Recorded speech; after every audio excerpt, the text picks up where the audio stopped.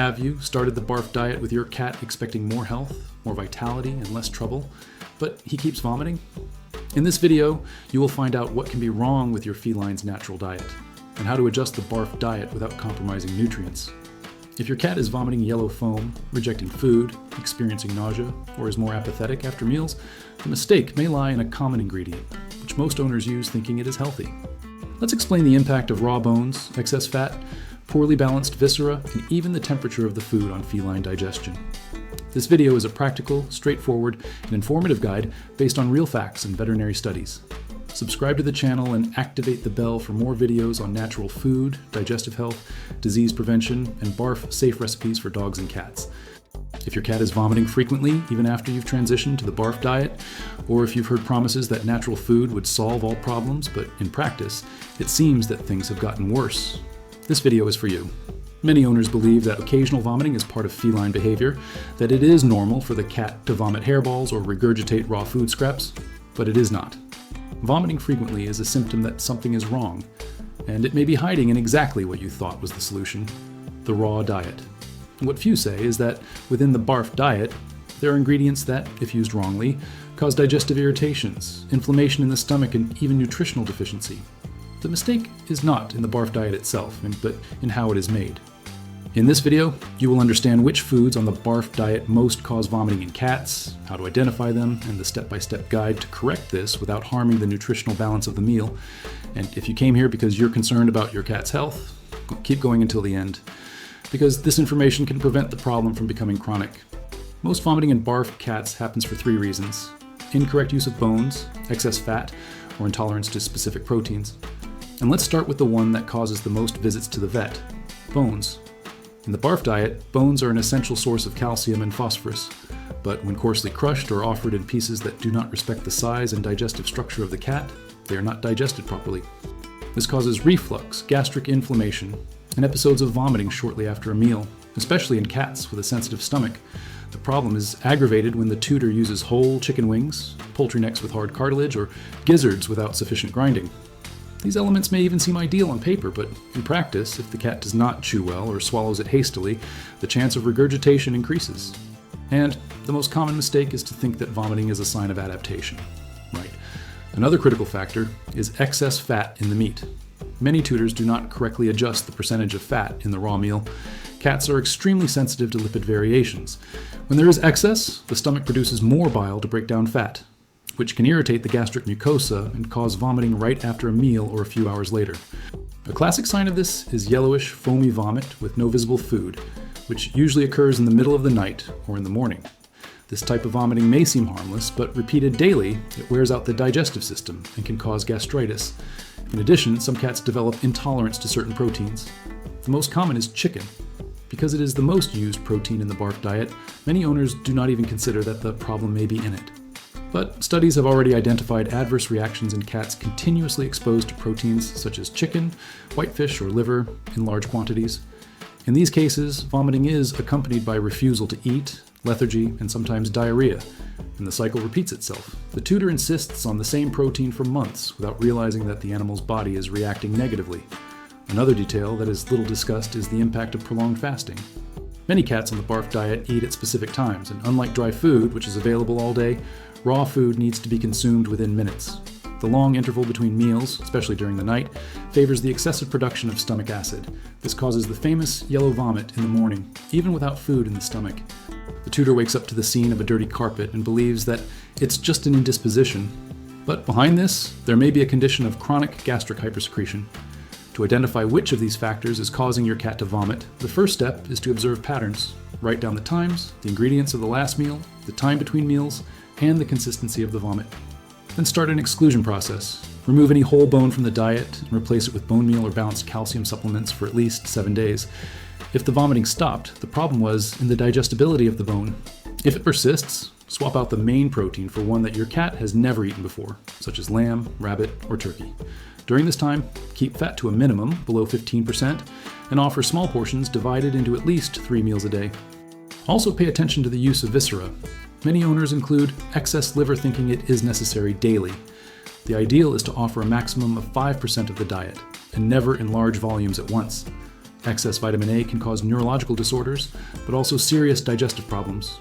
Likewise, be careful with the use of raw eggs in excess. The avidin present in the white can interfere with the absorption of biotin and cause vomiting in some more sensitive cats.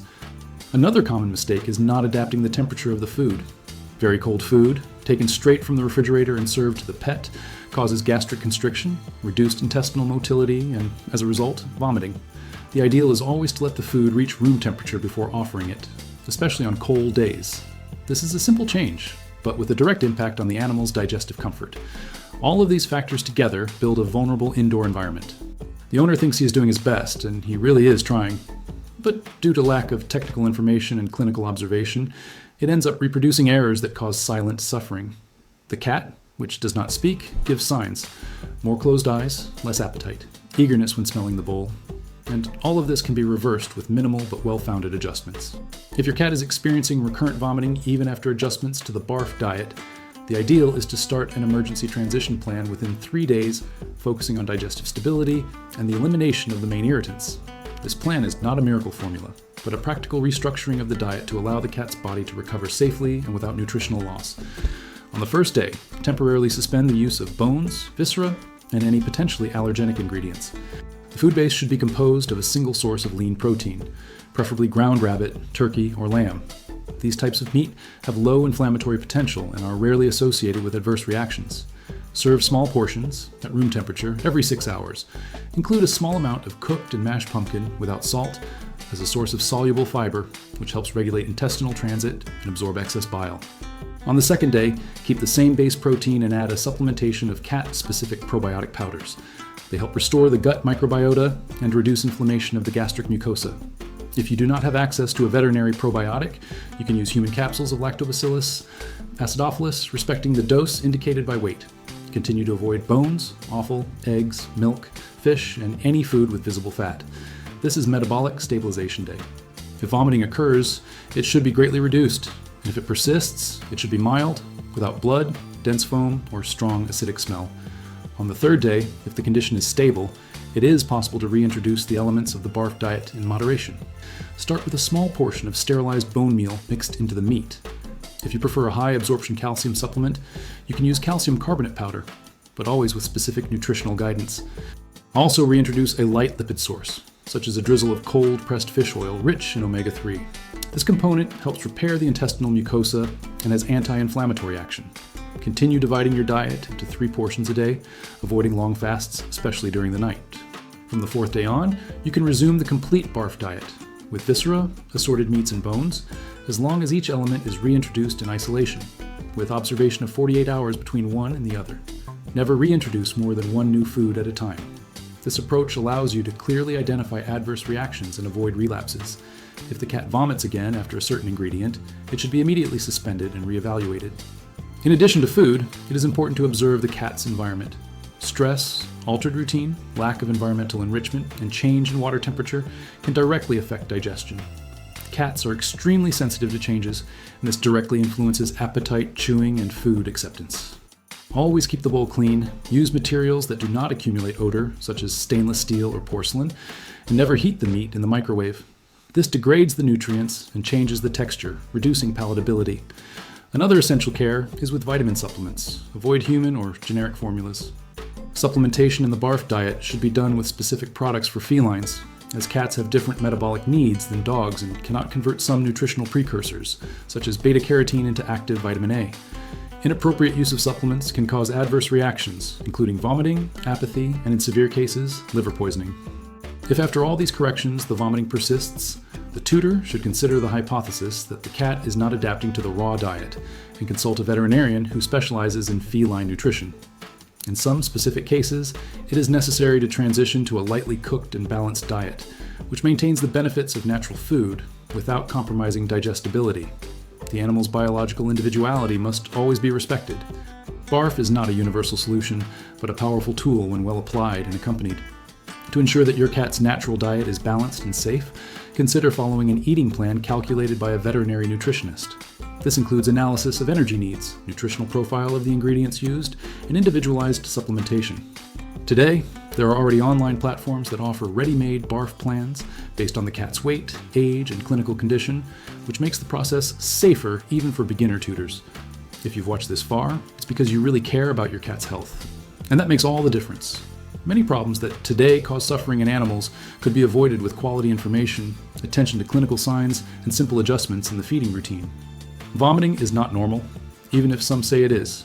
It's a warning. And when you understand what's behind this warning, you have the power to transform your pet's life. So if this content was useful, share it with other tutors, subscribe to the channel, and activate the bell. In the next few videos, we'll show you how to prepare complete meals based on accessible ingredients, how to spot silent signs of nutritional deficiency in kibble-fed cats, and how to strengthen the feline digestive system with functional foods. Your pet's health starts with what you put in his bowl, and your knowledge is the main defense. If this video helped you, share it with other tutors, subscribe to the channel, and activate the bell. In the next videos, we will bring complete menus, silent signs of nutritional deficiency, and much more on how to protect your pet's health through food. Change starts in the bowl.